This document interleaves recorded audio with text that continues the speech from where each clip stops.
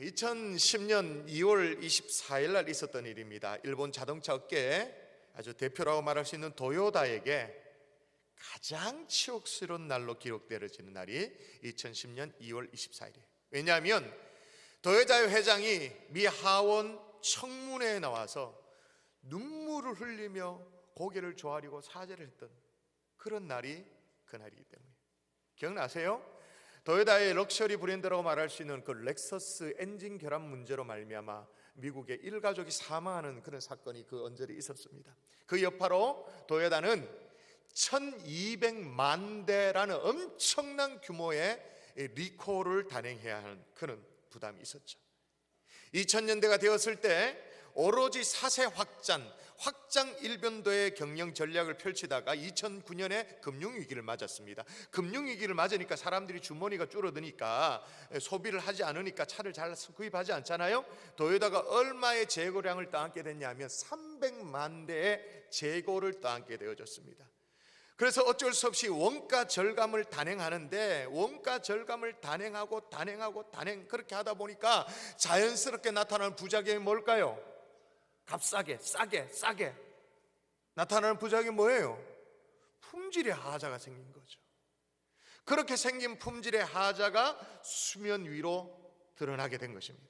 리콜 비용만 얼마? 1200만 대 리콜을 했기 때문에 리콜 비용만 24억 달러, 그러니까 10억 달러가 우리 1조가 넘는 거잖아요. 조 단위를 넘어가는 비용이 들었습니다.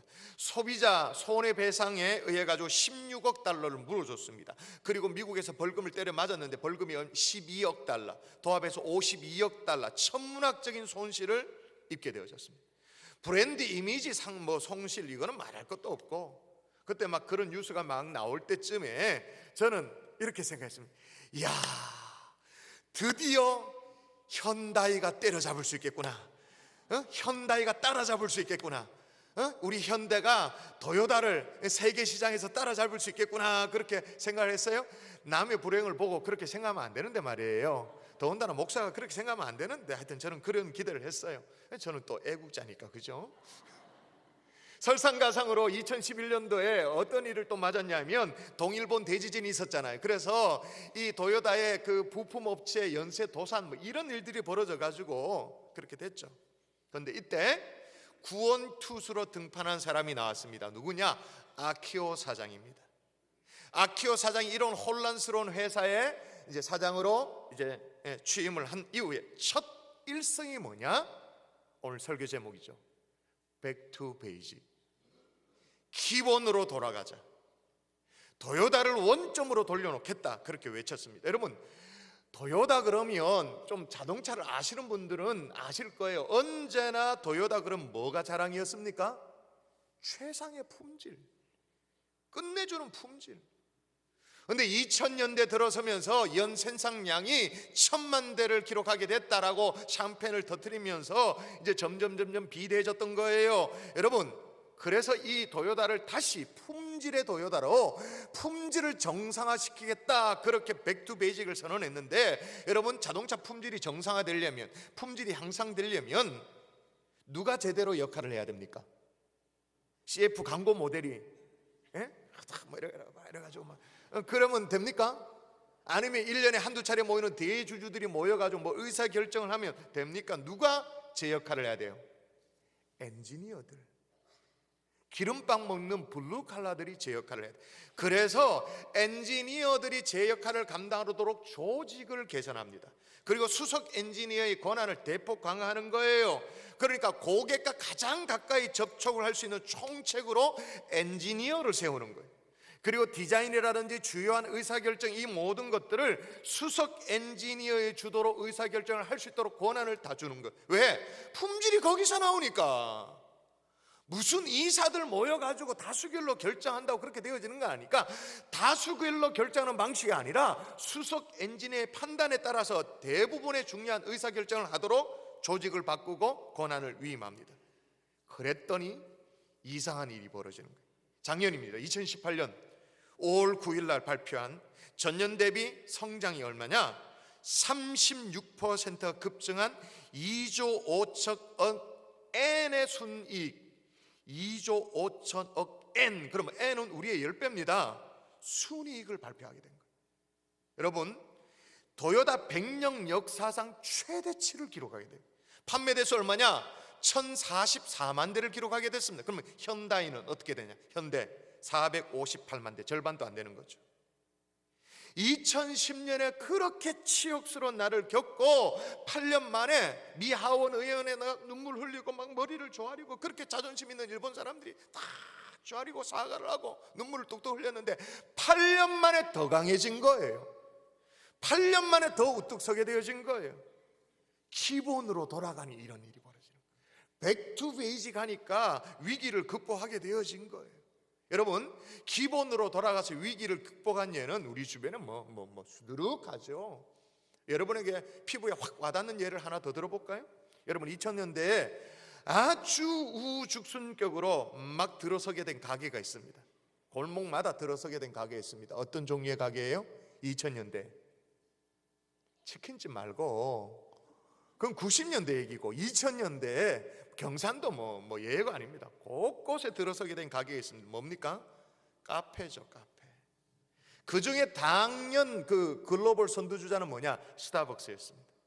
폭발적인 증가를 해가지고 뉴욕의 그 중심 스트리트에, 뉴욕 중심가에 우리 스타벅스가 100m 간격으로 이제 스타벅스가 있다고 자랑할 정도가 되어졌습니다. 그 정도였어요. 그런데 어느 순간부터 이 매출 증가세가 1% 미만인 거예요. 매출 증가세가 1% 미만이란 말은 원래는 마이너스 성장을 하고 있다, 그 말이에요. 왜냐하면 이제 신규 점포가, 대리점이 계속 생기잖아요. 계속 오픈되어지니까 새로 오픈된 가게는 어차피 매출이 늘어나잖아요. 새로 없던 게 생겼으니까 매출이 생긴단 말입니다. 그게 이만큼 플러스 요소가 있으니까 전반적으로 에버리지를 계산했는데 매출 증가세가 1% 미만이다. 그 말은 뭐냐? 마이너스 성장하고 있다, 그 말인 거예요. 그래서 참 심각한 상황이 됐는데, 뿐만 아니라 로컬 브랜드, 자국 브랜드까지도 막 도전이 심상치 않은 거예요. 영국의 코스타라는 브랜드도 있고, 또 뭐 캐나다의 팀 홀튼이라는 브랜드도 있고, 한국에서 엔젤리너스 같은 그런 브랜드, 각 나라의 브랜드가 시장을 막 잠식에 들어오는 거예요. 설상가상으로 여러분, 맥도날드가 뭐 만드는 가게예요? 맥도날드 햄버거 가게잖아요. 맥도날드, 버거킹, 던킨 도너츠 같은 이런, 아니 커피 전문점이 아닌데 사이드 메뉴로 갖다 놨던 커피가 맥도날드의 맥카페가 스타벅스보다 더 맛이 좋다라는 평가를 받게 되어지는 거예요. 그리고 더군다나 더 큰 충격은 2007년도에 컨슈머 리포터라는 게 있었는데, 이제 소비자들 이제 보고하는 거 이렇게 뭐 하는 공신력 있는 기관이에요. 2007년에 컨슈머 리포터에 시음 테스트를 실제로 했습니다. 시음 테스트. 결과가 어떻게 나? 블라인드 테스트였어요. 결과가 어떻게 나느냐? 맥도날드의 맥카페가 스타벅스보다 훨씬 맛있다. 근데 값은 훨씬 싼 거예요. 가성비가 탁월한 거예요.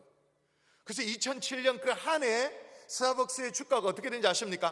반토막이 났습니다. 한 해 반토막. 어쩔 수 없이 경연 일선에서 이제 퇴진하고 물러서 있던 창업자죠, 하워드 슐츠가 다시 해결사로 나설 수밖에 없었어요. 그러면서 그도 똑같이 외친 첫 일성이 뭐냐?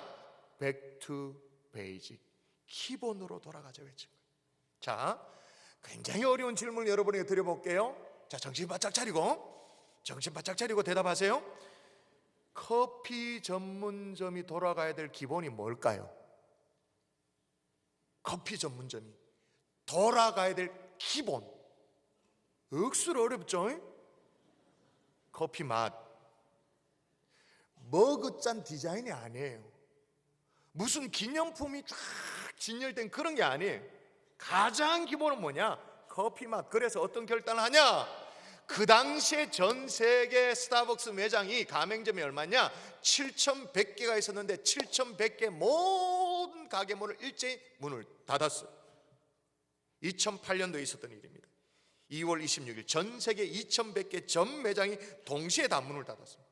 3시간 동안 문을 닫고는, 그 당시에 매장이 7,100개였는데 바리스타가 15만 5천 명이었던 것 같아요. 15만 5천 명 어디 끌어모으지는 못했지만 각자 이렇게 해가지고는 커피의 가장 기본이 되어진 에스프레소 추출법을 다시 바리스타에게 교육을 시키는 거예요. 고객에게 완벽한 커피 맛을 제공하기 위해서 잠시 매장을 닫습니다라는 안내 문구와 함께 여러분 가게 문을 닫았어요. 여러분 가게를 경영하시는 분 있습니까? 문을 하루 닫는 거 우리는 주일날 문 닫는 것도 손이 벌벌 떨려서 못 하잖아요. 그런데 전 세계 7,100개의 매장을 동시에 다 닫았단 말이에요. 엄청난 영업 손실이 있죠. 근데 어떤 일이 벌어졌냐? 그 이후에 커피 맛에 대한 평가가 올라가기 시작하는 거예요. 아니 3시간 문 닫고 바리스타 교육시켰다고 그게 꼴랑 그게 뭐 되겠나 싶죠? 근데 중요한 게 뭐냐? 정신을 팍 박은 거예요. 우리 스타벅스는 뭐 하는 가게냐는 거죠. 커피 맛으로 승부하는 그 메시지가 막 15만 5천 명에게 확. 그 이후에 어떻게 됐냐? 커피 맛이 정상화되면서 그 이후에 해마다 2자릿수 이상씩 영업이익률을 내기 시작. 지금은 어떻게 했냐?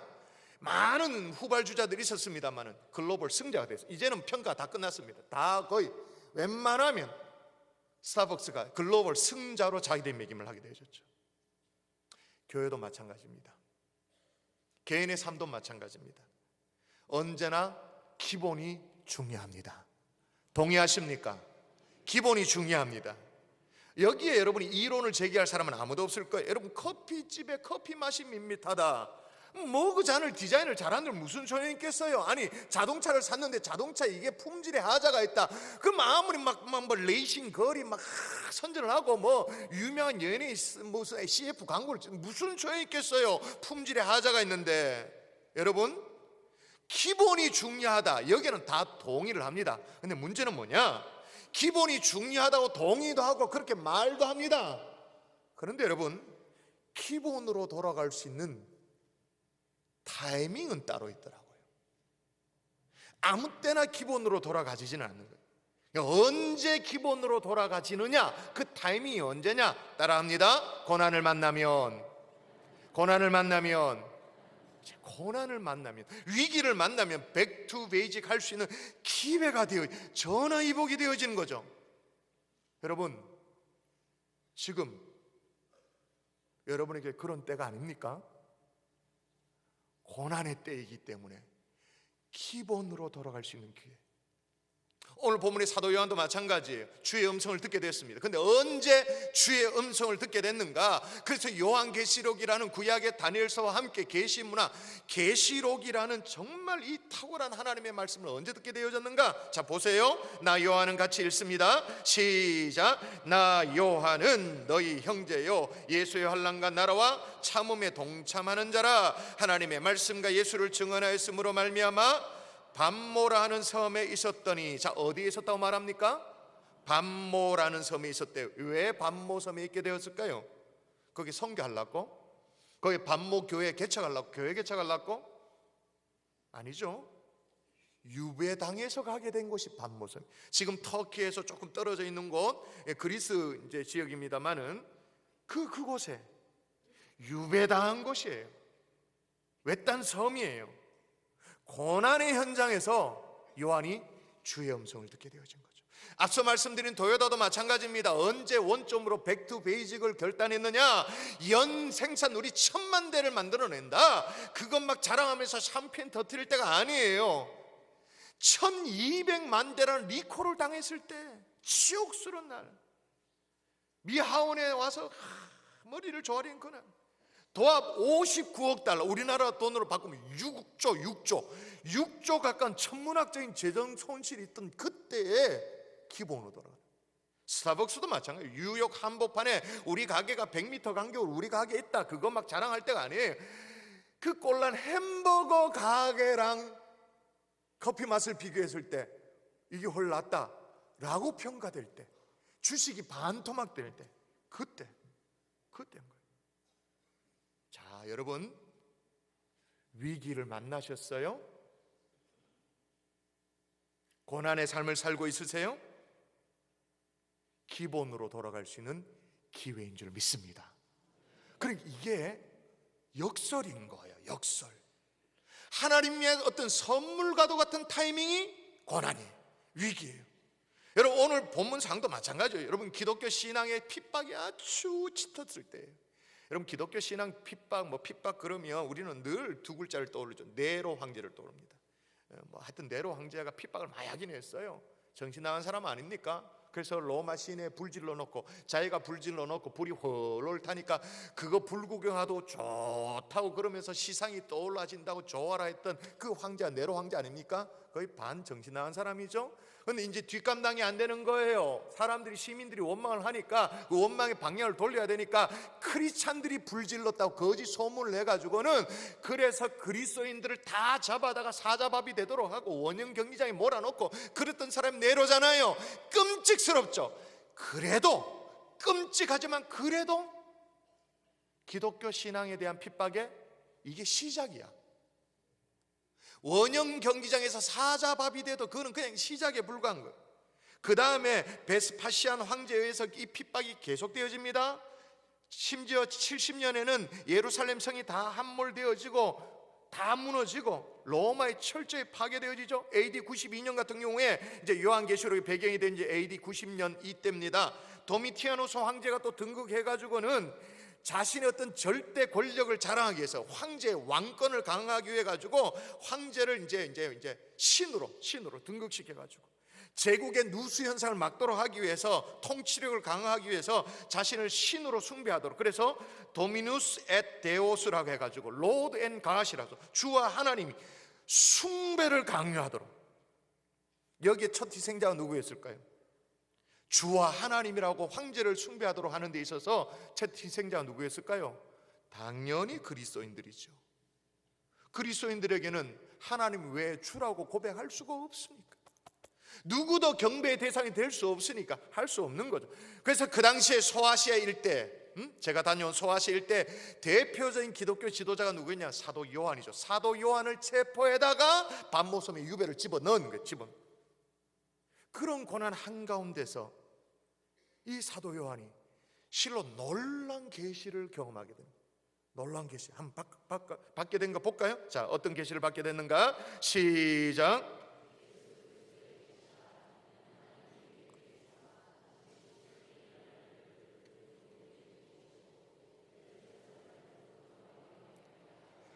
아멘. 자, 사도 요한 입장입니다. 주의 종입니다. 주의 종에게 주님의 계시보다, 주님의 말씀보다 더 돌아가야 될 기본이 어디 있단 말입니까? 고난의 현장에 있나요? 위기 한가운데 있나요? 기본으로 돌아갈 수 있는 기회인 거예요. 주식이 반토막 났어요? 생각지도 못한 지출로 막 이렇게 출혈이 상당한가요? 불로소득을 기대하면서 좀 생각했는데 반토막이 났어요? 뭘 해도 상황 막 거꾸로 가요? 이건 아닌데 싶은데 자꾸 막 몰려요? 뭐가 막 복잡해요? 기본으로 돌아갈 절호의 기회인 거예요.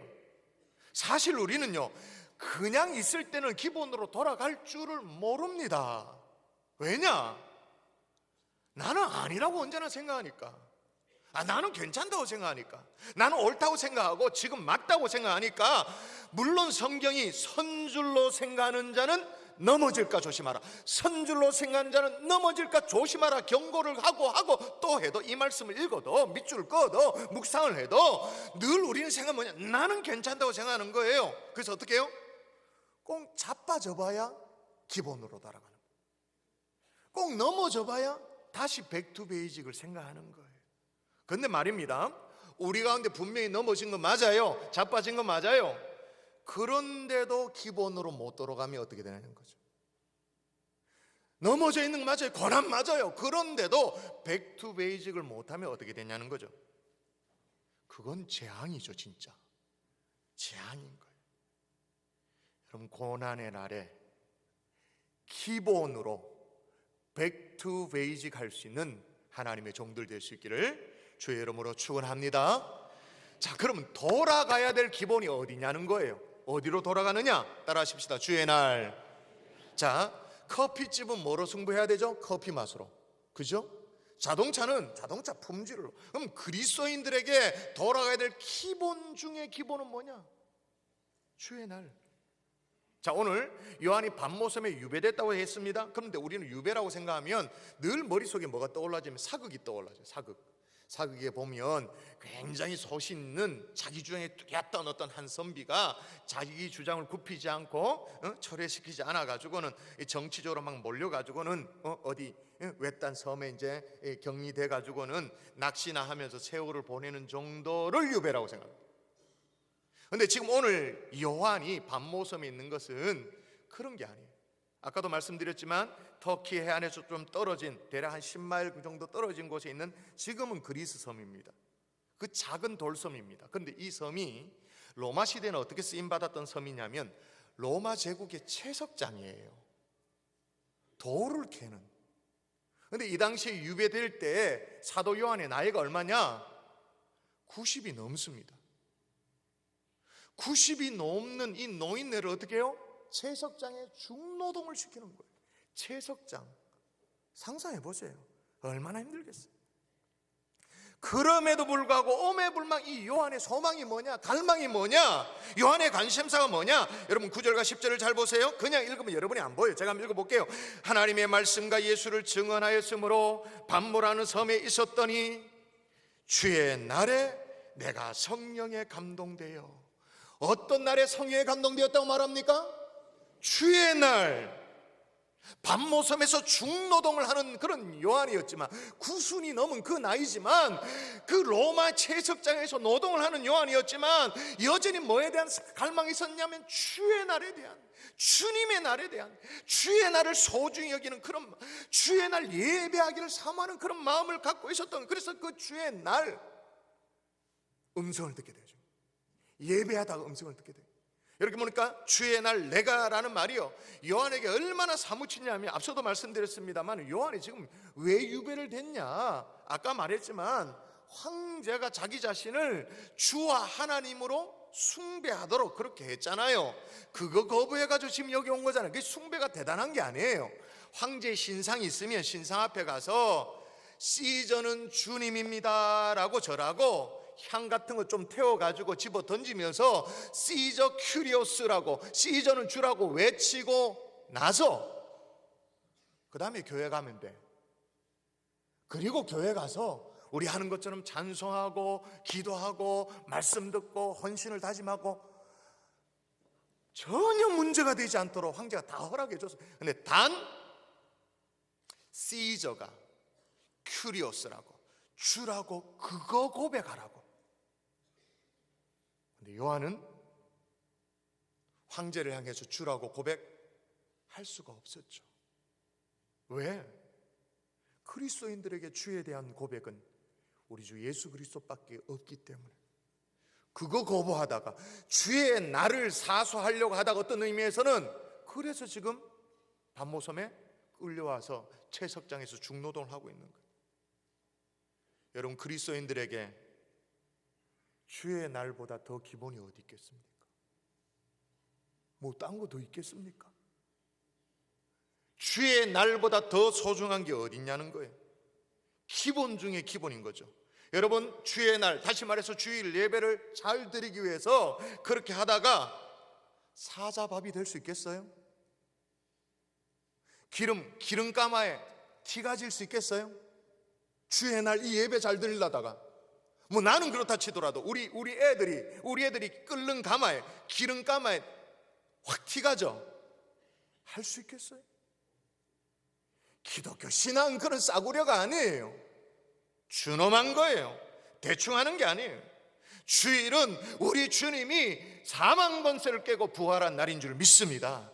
그리고 부활하신 주님이 제자들에게 나타나셔서 벌벌 떨고 있는 제자들 격려하신 날도 역시 주일입니다. 보세요. 이날 곧 안식후 첫날 주일이잖아요. 첫 저녁에 제자들이 유대인들을 두려워하여 모인 곳에 문들을 닫았더니 예수께서 오사, 마치 11조의 정신처럼 우리가 소유한 모든 10분의 10이 모두 다 주님의 것이지만 10의 1을 구별해서 하나님 앞에 드린 것처럼 일주일 7일 중에 모든 날짜가 다 주님이 내게 허락하신 주님의 날이지만 그 중에 주일을 뽑아서 주님 앞에 예배를 드리고 영광을 돌리고 경배를 돌리는 것처럼. 그래서 우리 예수 믿는 사람들 일요일을 뭐라고 불러요? 주일, 주의 날이라고. 그래서 사도행전에 보면 이런 표현이 아주 자주 등장합니다. 볼까요? 자, 이런 표현 보세요. 자, 같이 읽습니다. 시작. 그 주간의 첫날 무슨 날이에요? 주일, 그죠? 사도행전뿐만 아니라 바울 서신에도 이런 대목이 자주 등장해요. 매주 첫날에 너희 각 사람이라. 매주 첫날 뭐예요? 주일을 얘기하는 거죠. 여러분, 주일은 한 주를 시작하는 첫날일 뿐만 아니라 주님께서 죽음을 이기고 부활하신 날입니다. 이 날은 예배의 날입니다. 축제의 날입니다. 구별하여 하나님 앞에 드리는 날입니다. 마치 11조를 구별하여 하나님 앞에 드리는 것처럼 이 특별히 주의 날을 다시 사모하는 하나님의 종들 될 수 있기를 주의 이름으로 축원합니다. 주님의 날 여러분이 나오면 세상의 소리는 다 귀를 닫고 주님의 말씀 앞으로 주님의 음성을 듣는 거죠.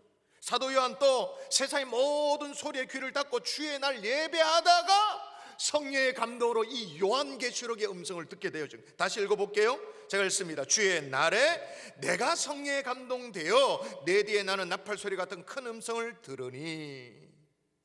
여러분, 주의 자녀들이 돌아가야 될 가장 기본 중의 기본은 주의 날인 줄 믿습니다. 주의 날, 주의 자녀들이 주님의 음성을 듣는 거예요. 양떼들은 목자의 음성을 듣는다 그랬으니까. 할렐루야. 여러분, 스타벅스 얘기를 했습니다만 스타벅스의 하워드 슐츠가 전 세계 매장의 문을 닫고 그 에스프레소 추출법을 바리스타들에게 교육했던 그날 말이에요.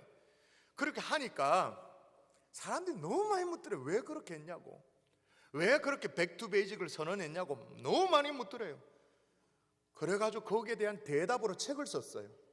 온워드라는, 우리 한국말도 번역이 돼 온워드라는 책을 썼어요. 그 책에 보면 이렇게 소개합니다. 하워드 슐츠가 왜 그렇게 했는지를 설명하는 대목이에요. 비틀즈 해체가 언제 시작되었느냐라는 질문에 대해 폴 맥카트니가 대답한 내용을 읽은 적이 있습니다. 자, 이제 하워드 슐츠가 설명하는 내용이 그렇단 말이에요.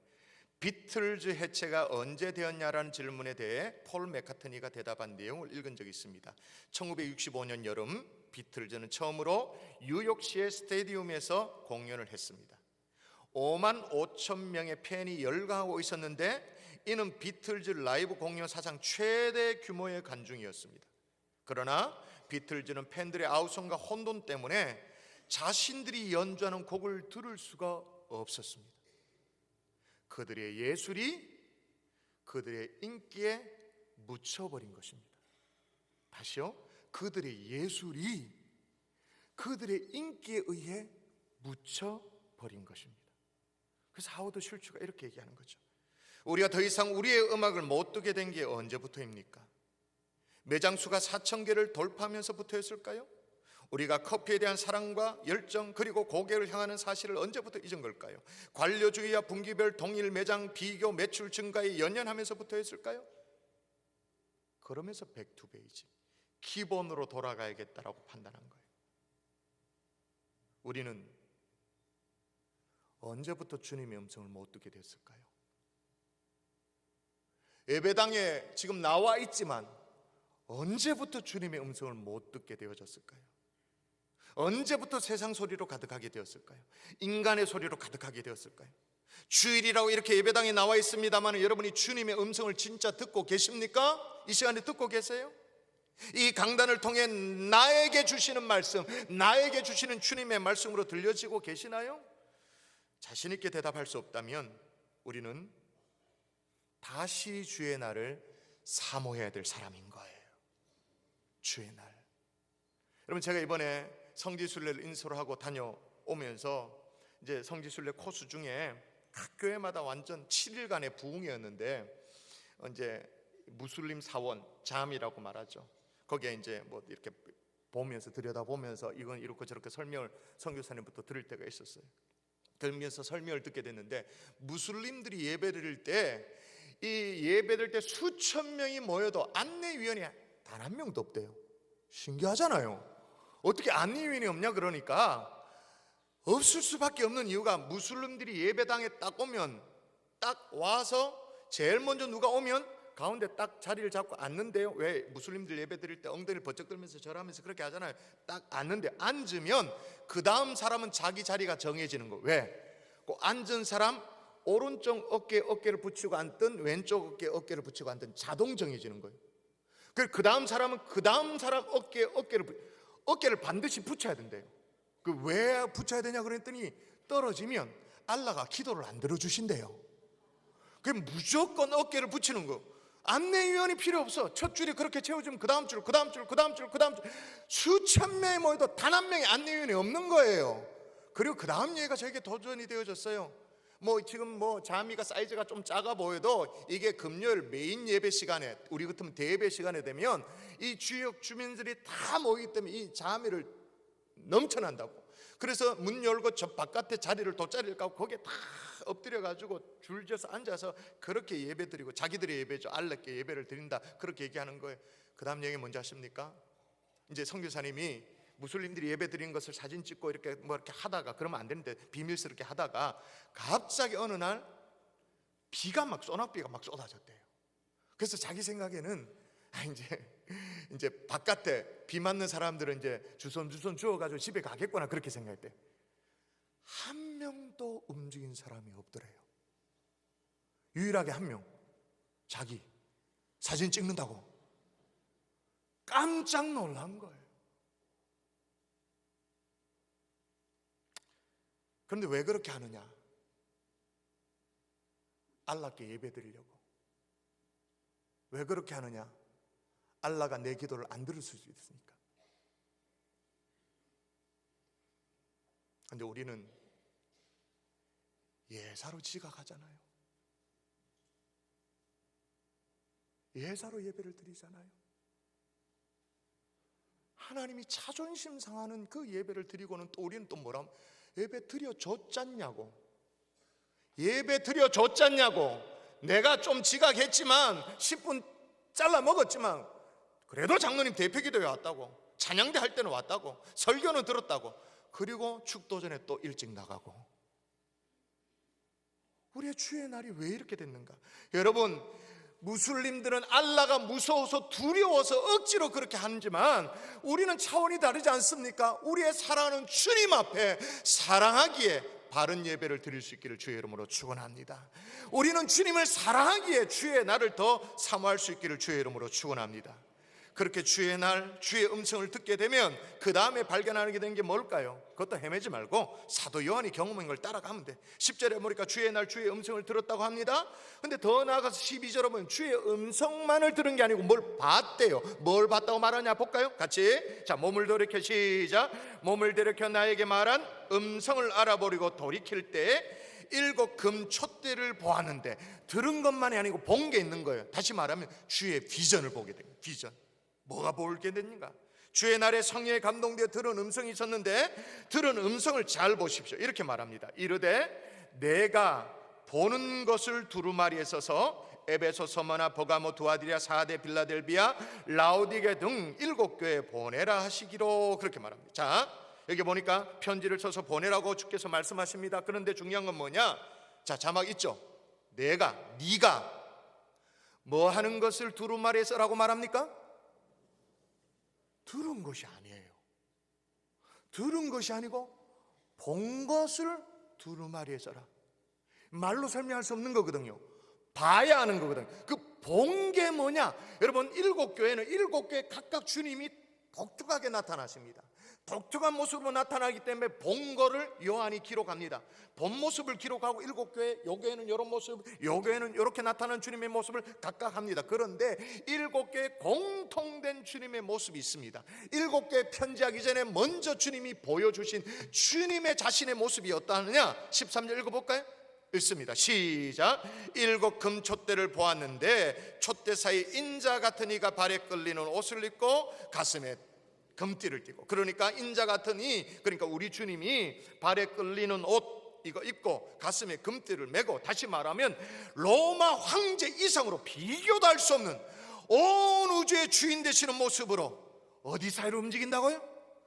금촛대, 7 금촛대 사이로 움직인다. 7 금촛대가 뭔가 싶은데 같은 맥락의 7을 또 얘기합니다. 자, 또 7 얘기합니다. 또 읽어볼까요? 여러분, 그의 시작.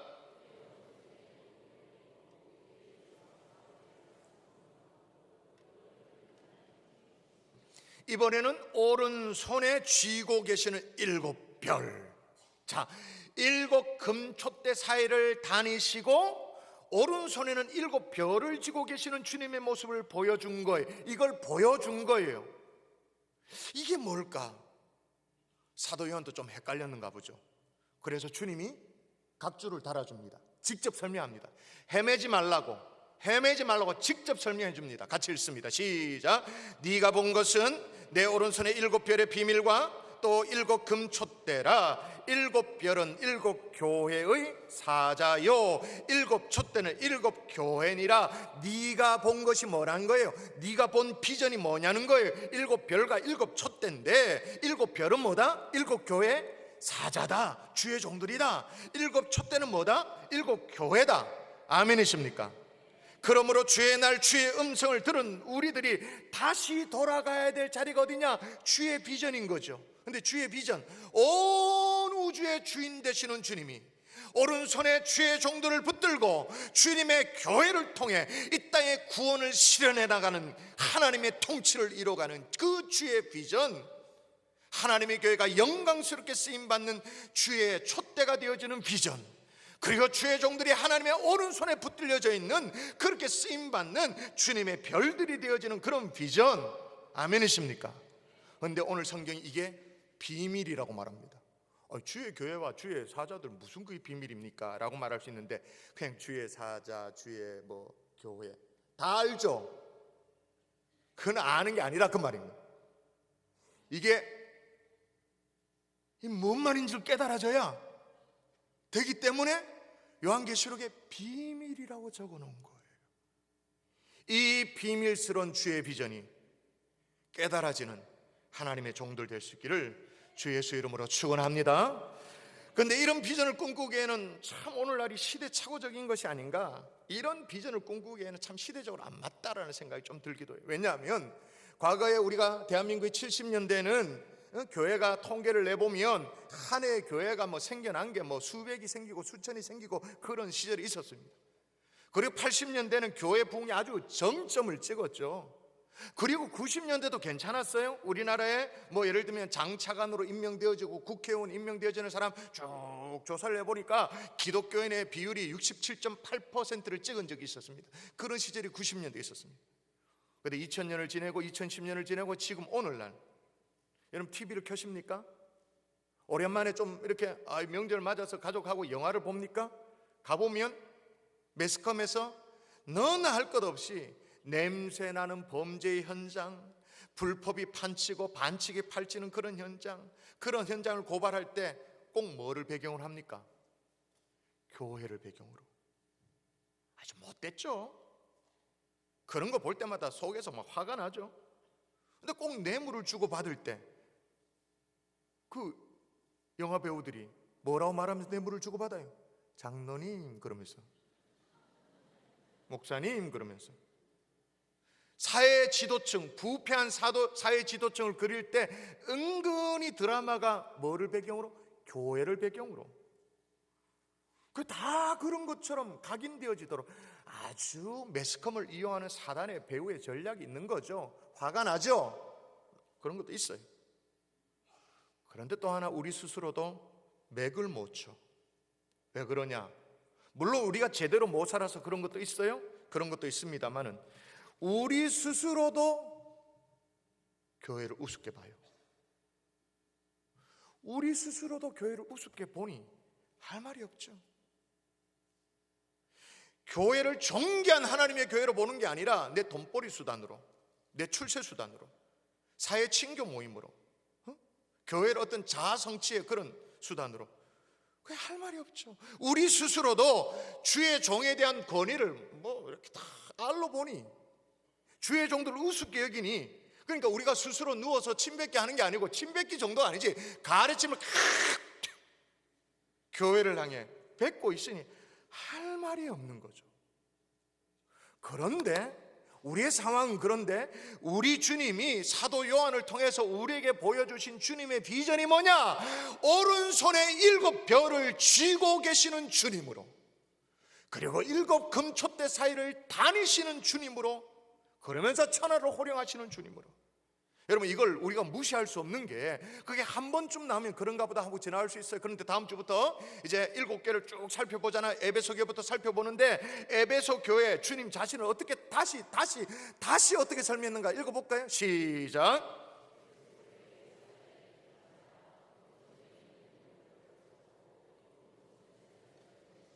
주님 스스로 자신을 어떻게 소개했냐? 오른손에 7별을 붙들고 7 금촛대 사이를 거니시는 이가 이르시되.